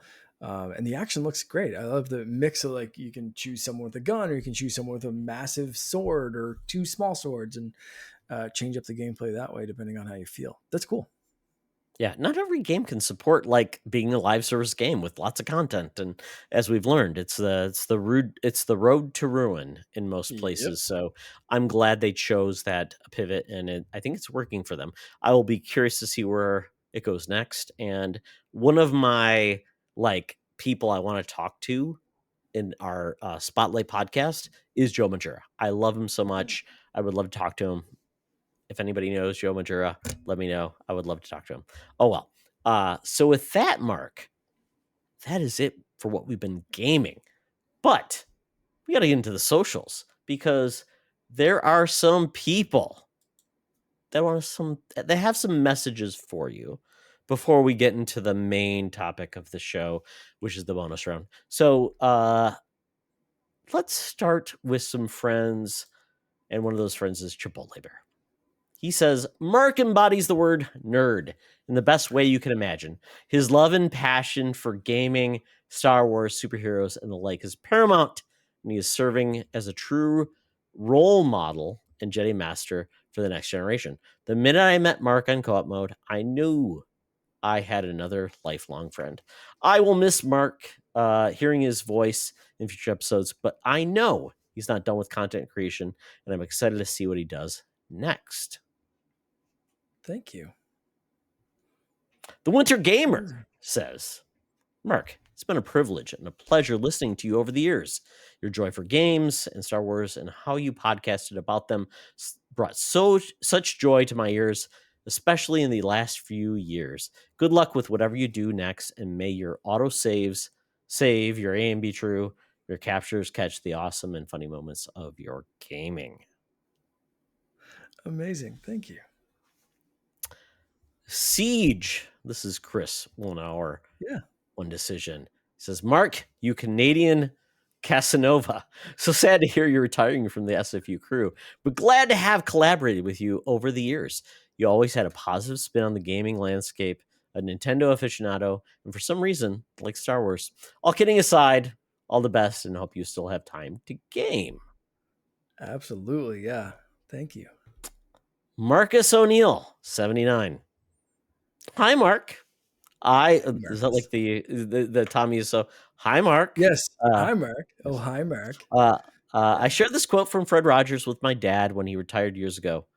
Often when you think you're at the end of something, you're at the beginning of something else. Your voice will be missed, but I sincerely hope you'll relish the extra time you now have with your family, gaming, or something new, perhaps yet to be discovered. A hobby. Thanks again for welcoming me onto co-op mode earlier this year, and all the best in the future. Thank you so much. Schloss Ritter, the man we don't know his name, but we think we do, but we aren't going to divulge it. He says, I happened to start listening to SFU around the same time that Mark joined, so I hardly can think of what it was like without him. Good journeys and cheers to whatever life takes you next. Thank you. Lamorta Savage. Savage, because I live in Savage, Minnesota. After countless quests, epic boss battles, and leveling up the podcast game, it's time to hang up the headset and log out. Your voice has been a guiding NPC, a fearless co-op partner, and sometimes even the final boss of truth. You set off on this next real-life adventure. May your adventure be full, your health bar strong, and your XP ever growing. Thanks for inviting me on your podcast a few times. Definitely was a blast talking all things game. I wish ye fair winds and full sails until we cross paths against yo ho, and off ye go. Lamorta Savage. Awesome. Thank you. Carly, we've podcasted many times. Oh, yeah. SCG, Carly K. Mark was truly a delight to talk, always coming in with unique perspectives, quick humor, and good vibes. Thanks for being such a welcoming personality, Mark. Thank you. Eric, aka another Canadian. Mark, without podcasting, just think of all the extra time you'll have to dedicate to eating garlic fingers, Moon Mist ice cream, Donair, and other East Coast exclusives. All the best. Hell yeah. Once again, lying Canadians, we don't know what these things are. Thank you, Eric. Jam Pack Sam. 7 years is an incredible run. That's a ton of great laughs and awesome conversations. Absolutely something to be incredibly proud of. Congrats and wish you all the best. Thank you. Gimpy J. These just keep coming. I recorded a number of episodes of SFU with Todd pre-co-op mode, but I finally get to record an episode of co-op mode with both Todd and Mark a year or two ago. Mark has an enthusiasm about gaming in general that is hard to match. He's not shy to share his thoughts. After recording that episode, we bonded a bit over emulation devices and even put me in touch with a publisher so I could access more games for review. My youngest is still obsessed with that Paw Patrol game to this day, so thank you. You'll surely be missed on co-op mode. Cheers. Amazing. Thank you. Yeah, that was Outright Games, I believe.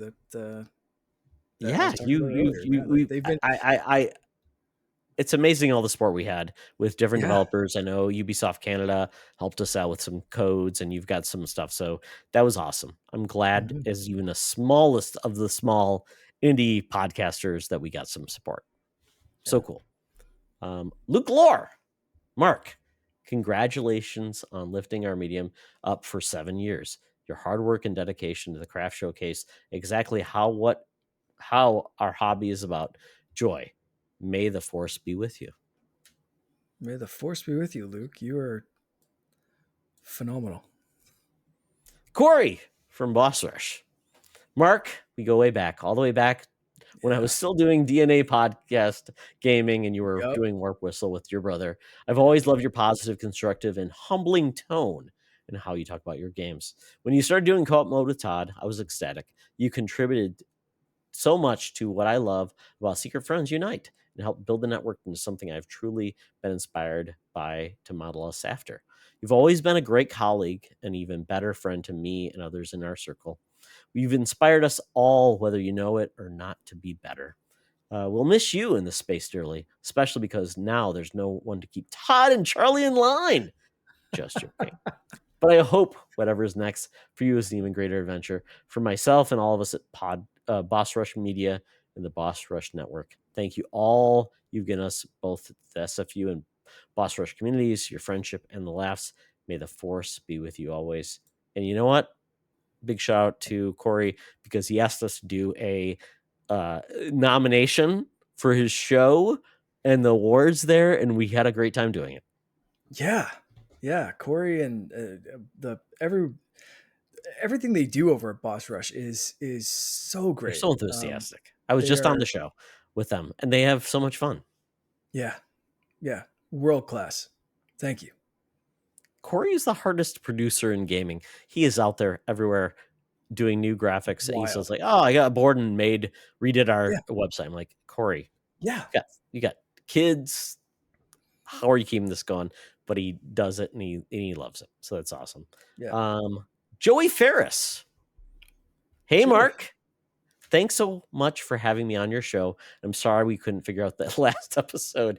You invited me. Zencaster, you bastard.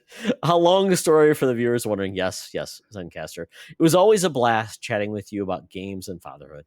And I will fondly remember our times on the various podcast Facebook groups we met each other on. So many I forgot. LOL. I hope your time podcasting has been good to you, and I will miss you dearly. Rest in peace, Mark. Oh, God, that sounds dramatic. Oh, my God. Bleak ending. Thank you, Jack. Yes. Do you have your tombstone ready, apparently? Oh, well. I've got to 3D print it, yeah. Okay, good to know. Famous Seamus. Hey, Mark. I just wanted to thank you for all these years of podcasting. I was first introduced to you thanks to seeing you in an episode of the Warp Whistle podcast back at what I think was the first or second CaperCon. First CaperCon. First one. I then went on a special episode of the Warp Whistle podcast by Nintendo Indie Direct. I had a fantastic time, and it was how I met Joe, aka Mr. Badbit, from the Trophy Room. Yeah. I also had fun connecting with other gaming podcasts thanks to you. Thank you for helping me pass the time during long bus rides or doing busy work, and just being a decent and nice guy and a good friend. And we had Famous on our podcast as well. It was very fun. Super guy. Famous is someone I am always excited to see IRL and showing up in Discord or anywhere else that he shows up. Amazing guy. Absolutely. Thank you. Yes. And then lastly, Sean Nias. Mark, on a personal, professional level, my family has absolutely loved your podcast during COVID. You and Todd gave us something to listen to, bring us all together around gaming. We loved your Nintendo overviews, even though Henry did not appreciate you nominating Tears of the Kingdom as your game of the year. But we still do love you. I wish you all the best. You are a 1 in a million podcast, or from your Star Wars perspectives to your gaming perspectives. I just can't thank you enough for everything you've done to bring me joy as a gamer, even though my son Henry says I suck. Oh, Sean. Yeah, beat him back for that. Am I going to be disappointing Henry here by like my last episode saying I'm back into Tears of the Kingdom? Is that no. You know what? Giving kids a disappointment is part of being a dad. That's okay. I really, really cannot say to you and to the Secret Friends Unite family, you guys are awesome. And Mark, I wish you the best, bud. Don't be a stranger. And then Sean put a note here because we know what Sean is going through right now. It's tough, but he says Todd dictated it because I can't feel my fingers because of being hit by a car. And folks, Sean is recovering. He's doing his Yeah. best, and we will have him on Waiver Wire podcast. But Sean is one of the best people. But he says, I hope you can decipher my dictation. I think it all worked out. I think so. Yeah. And Sean gave me a call, like I said, right before we started recording. So, and he also left a question for us.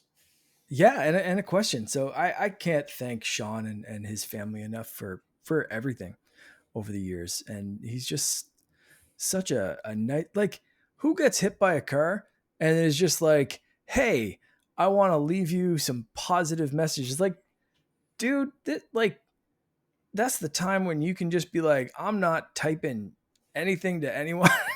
Like, I'm just playing games or just binge watching something. Just bring me some soup and call it a day. And this guy's still out there trying to make people's day brighter. So, thank you to everyone. And yeah.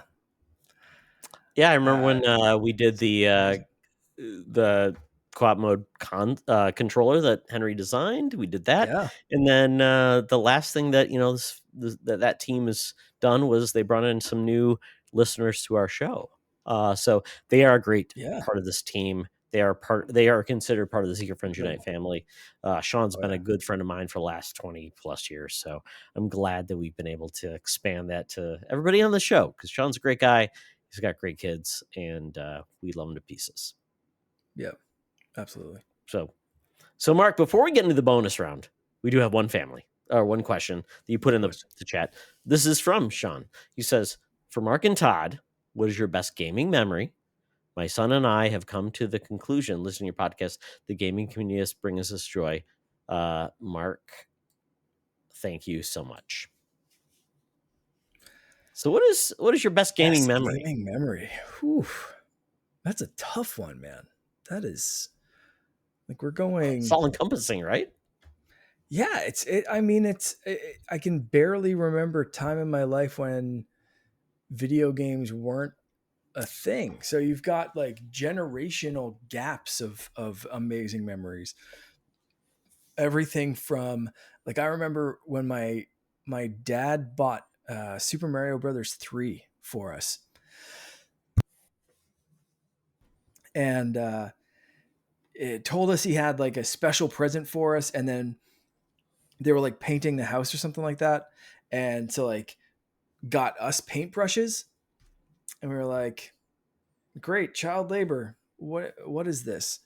And I remember a certain Tom Sawyer, I think, had to do that, right? Or he talked somebody out of doing his work. So you see, the thing was like he had it hidden in his pocket or in his shirt or something like that. So like the game was like kind of hidden. So like when you like as soon as he moved the paintbrushes, he was like, "These are our paintbrushes here. This is for you guys."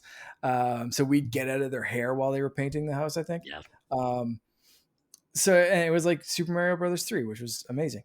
And like straight through like getting I already mentioned like Pokemon Red and Blue, like playing Pokemon with my brother and friends and like having that kind of like schoolyard before the internet kind of like, here's how you get Mew. Oh, he's actually under the truck. Like all those like crazy gaming rumors that you'd always hear. And some of them turned out to be true and others totally weren't, like cheat codes in Mortal Kombat or finishing moves or whatever. Like all that stuff is amazing. Growing my group of friends here. And something that Sean said before of like, this whole community of gamers and makes the internet such an amazing place, rings so true to me and has over the years, where I live in a pretty small place. Things like CaperCon that you mentioned didn't exist. So if you didn't like play hockey growing up, which I didn't, you kind of like felt like gaming and that kind of stuff was a little bit on the outskirts, and you had like your little group of friends, which was awesome. And I have so many great memories of that group of friends playing GoldenEye, Smash Brothers, Mario Kart, Just like all of those things, and that evolving onto like Gears of War, getting online multiplayer and being able to play while like we were all going off to different universities or like all in different places. Like that group of friends, and then expanding that with online gaming and with these communities, like how you and I met, and like how we've met all of these people. Gaming's been threaded into my life for so long. It's hard to pick a single one. And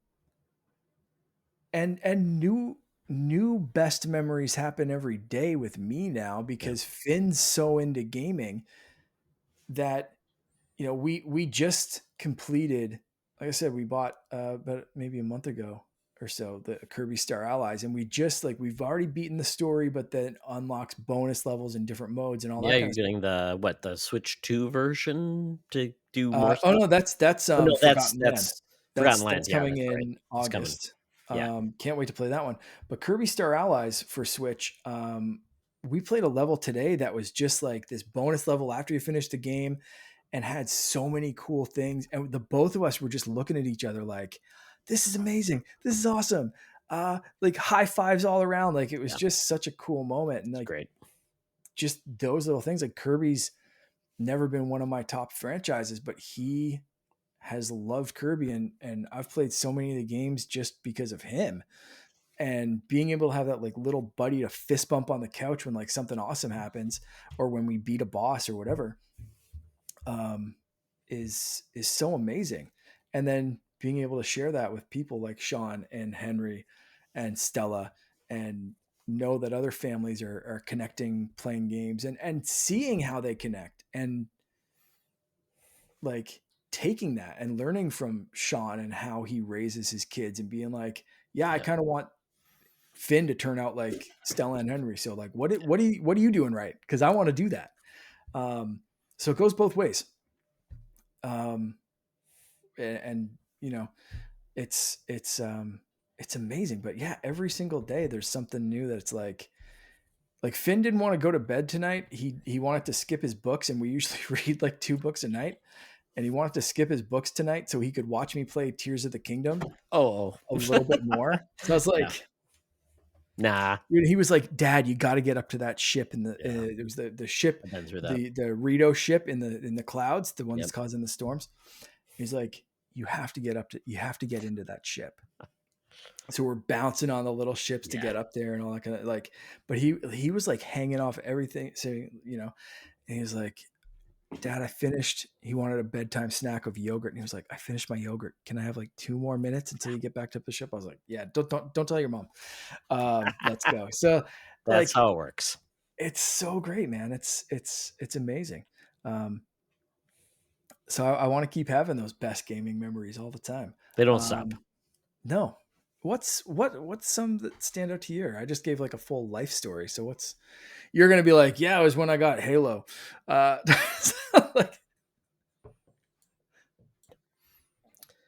Mark, that's a good question, because there's been so many elements of my life that I've been like, oh my God, I remember when I got the Atari 5200 when my parents said, what do you want for Christmas? But that was not a great system. Then I think about when I bought the NES for my friend that lived two doors down. He got it at a flea market. I got the NES, the Zapper, the Rob the Robot. But I really think, those best gaming moments in your life are the people you play with. And I think about Rock Band. Sean, myself, and my friend Brian Cole, who lived in Minneapolis, we got together to do Rock Band, just hangouts, drink beer, and sing songs. It was so much fun because Brian was not a gamer, Sean was, and I was an extreme gamer, and we just got together and just had a lot of fun. And Rock Band brought us together. I mean, I can also think about Destiny and the fact that I remember I wanted to do my first raid, and I couldn't find people to play with, and it was never going to work out. So I remember on my birthday, I said, hey, does anybody want to do a raid with me? Because I need to do a raid. And I found people from like Scandinavia that said, yes, we'll take you through the raid. Let's go. And they took me through it. And it was amazing. And I think about, how does that even happen? So I think about those times. I remember like playing a little bit of Planet when I had people over my house. We played it, and there was a fart rocket level. We laughed our butts off. I remember playing Destiny with friends. I remember playing Destiny with my son. I remember Logan doing Mario Maker levels with Corey and giving him his level and driving him nuts. So there's been a lot of great fun times that I just think about. I remember the one time we actually played together, Mark. We played the Gears of War. What was it called? With Sean, but he had issues. It was just like a joke, but we played it and we had fun. Yeah. And that's what it's all about. It's not necessarily what you do, it's what you do it with. And so I don't really have a lot of key moments, but I have moments I know that I had it with people that I really cared about. So that's and it. I remember, and Destiny was a big part of my life. I remember Ray Azorio doing the Destiny Alpha, which brought me into contact with Lee Navarro, which, Lee has been a big part of our lives, and he does Extra Life with Sean, and then I met other people through Destiny, Corey, and it's just kind of crazy, this game. I mean, you had experience with Destiny too as well. So it's like all these things are just amazing. Absolutely. Yeah. Yeah. I mean, it's like you said, the community coming together, whether it's like random people that you just kind of join a looking for game group or something like that, or those little kind of things. Of the non-gamer memory of like Rock Band just snapped in my mind. My grandmother never played a game in her life and ended up winning against my brother in Wii Sports, and it was like, I thought you played games. I thought this is what you did. Like, he never lived that down until the day she died. Like, that was still a laugh that we got. I think people were still laughing about it, like at the funeral or wake, just being like, okay, well, she went to the grave keeping her unbeaten Wii Sports record intact. Colin, how do you feel about that? Like, it was, it's like those kind of things are like, knowing my wife was going to be my wife when I first went over to her house, and she had an N64 still plugged into her TV. Wow. Yep. With, I want to say Ocarina of Time was in the console, Mario Kart close to it, like a couple of like wrestling games and stuff that she had like got from her brothers. But like, it was like, I saw that and it was like, you play N64. It was like, yeah, Ocarina of Time is the best game ever made. It was like, oh, I'm keeping you. Like, we're done with any just this is it. This is the one. Like that kind of, it's even you don't have to be playing games for them to impact your life. It can just be like, oh, that little thing, or like seeing a shirt and just being like, I love that shirt. I love that shirt. Oh man, that's awesome. Yeah, it's great that gaming now is not dismissed, which is great. Yeah. My dad was an old school guy, passed away in 2007. I remember when I was showing him Hot Shots Golf on the PS1. He's like, wait, you can do golf on this? He's like, yeah, Dad, it's awesome. I remember playing Tekken 3 with my mom, and she actually beat me once. I'm like, really? It's amazing. And I remember my wife, she's like, oh, I'll beat you at virtual tennis on the Dreamcast for the first time. And then she's like, I don't game at all. I play word games on my phone. Those moments matter more so than all the kills, everything else. And my only regret is, Mark, we didn't play more. We call it co-op mode, but we have not played much together, which is so weird. So maybe we make a commitment. You aren't podcasting with me anymore, but can we play? Maybe we should game more together. So I just said this to Sean. So let's get we all have Switch 2s. We all have Mario Kart. It's some Mario Kart party going on. I can be horrible. Game and I can taunt you guys when I'm in last place. We can use the webcams that we use for this. Yeah. Oh my God. Yeah, I got my webcam set up. I'm good to go. Although I will this is the worst thing in the world, Mark. The hoary like cameras. I get that the Piranha Plant one, it sucks. They sell another one. It's also 480p. What the hell are they doing? Why? Where are they getting these? Like, 480p cameras. Who makes those anymore? I don't even know who he makes. I mean, it's like, what sense are you buying from him? Like, it's off the, yeah, it's weird. The AliExpress, thank Radio you Shack for that. Yeah, like bins and grab some it's horrible. 480p camera. I like, because like they say that about technology all the time. It's like you can't, like, that's why technology goes obsolete, right? Like you can't replace that part because no one's making it anymore. It's why Like, you don't buy old graphics cards, because they stopped making them, so they get Right. more expensive. My son's like, why is that Yeah. 4070 so expensive? Because they stopped making it. Nobody's buying that anymore. So when I see something like that, and that's like, you see a lot of these Ambernick devices and that kind of thing that use a way very cheaper. specific screen size or like a very specific screen, and it's like leftover screens from like this device or that device, or sometimes it's like, It's even like the Switch 2, right? That screen is a weird one, because it's like, who's making 8-inch 120 that screen versus like the OLED they made? It's like, they probably got a deal off a truck. Yeah. So like a lot of that stuff, it's like, oh, these were left over from phones, or this is from that. Yeah. But like, where the hell do you get a 480p camera nowadays?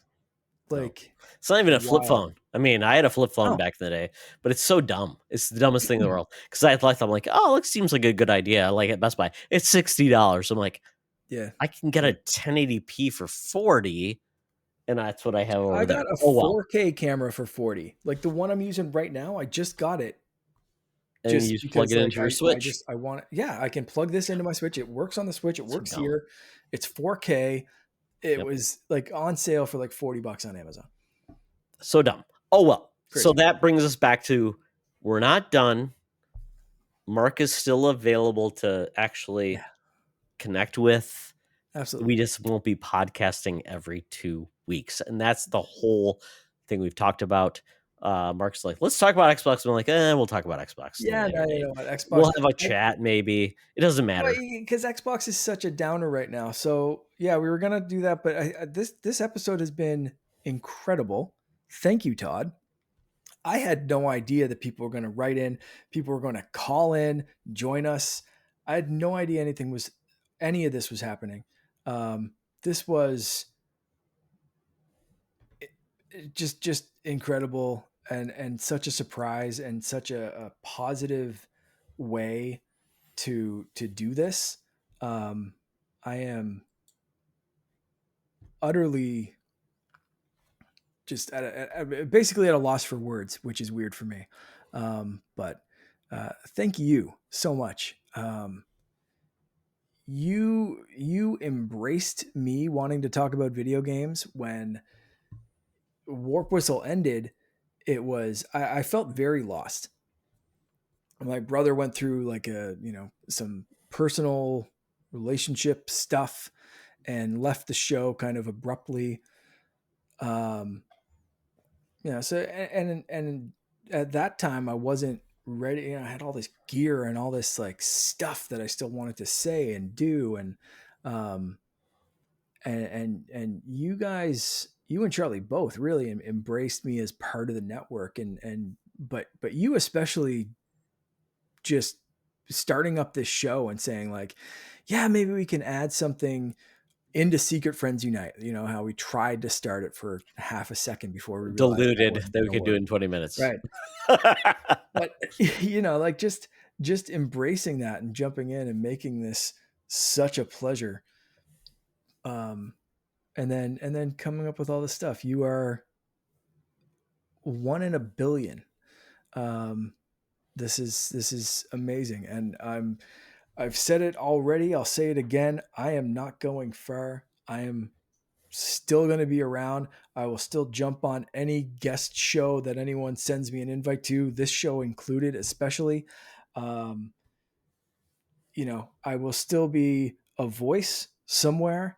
But I want to thank everyone that has listened, that wrote in, that jumped in, that has gamed with us and talked with us over the past 6.5 years, 7 years, whatever. This has been incredible. So thank you all. All I can say is, you brought my ability to podcast about video games to life, Mark. That is something that means a lot to me. And we have connections that are people that we have today and are gone. And we know that. And that means a lot because we witness people that are no longer with us. And we kind of shared our grief together. And that means a lot. And it forms a bond. And at times I was kind of the grumpy guy. But I wanted to feel like we tried to bring a little bit of joy into the world when we did the buy rent return. We did some goofy things with Polka Todd. I always feel like, what can we do to just have some goofy fun? And that was a little bit different than every video game podcast out there. So I thank you so much. You're a friend without borders. Obviously, we talk about you being in a place that doesn't exist. And I didn't know this place existed until I really got to know you and Famous and Eric and really it's broadened my horizons about the world of gaming. So I am very happy to say, even though this is ending, I got to be happy for what we had. So and it's not ending. If there's a weird Nintendo thing we got to talk about, I will send out the moose signal to you, Mark, with maple syrup, some weird Timbits or whatever happens. We'll do that. So I'm just happy where we ended. And you know what? You'll get some sleep. And that's what is going forward. That's it. Thank you, buddy. Yes, thank you. I'll be looking to the sky for that moose symbol. Absolutely. So that is it for episode 170. Our journey forward is going to be a little bit different. We're going to try some new things. And if Mark wants to give me advice, that's great. I'd appreciate it. If you guys have suggestions, we'll go from there. But that is co-op mode. And my goodness, thank you, Mark, for almost 7 years of good discussion about the world of games, your perspective, my perspective. So with that, where can people find you going forward? Find me in the Secret Friends Unite Discord group. Find me right there. Or if you want to follow me on Instagram, Canardian_Jedi. They're my two main hangs. Excellent. Well, you can follow us for all things Secret Friends Unite on the Blue Skies at Todd Oxtra, at Secret Friends Unite, on Threads, Facebook, and Instagram at Toxtra, at Secret Friends Unite. And also check out our Discord, check out our YouTube, check out our Patreon. With that, I will always end with, it's always better to game together. This podcast is part of the Secret Friends Unite podcasting network, available on Apple Podcasts, Spotify, and podcast services around the galaxy, as well as video on our YouTube channel. You can support Secret Friends Unite by becoming a Patreon member, get bonus programs and more over at patreon.com/secretfriendsunite. Join our Discord community for even more discussions on all things geek. For all the latest updates on Secret Friends Unite, make sure to follow us on Threads at secret.friends.unite and visit secretfriendsunite.com. Find our merchandise at TeePublic and Redbubble. Thanks for listening, and may the Force live long and prosper.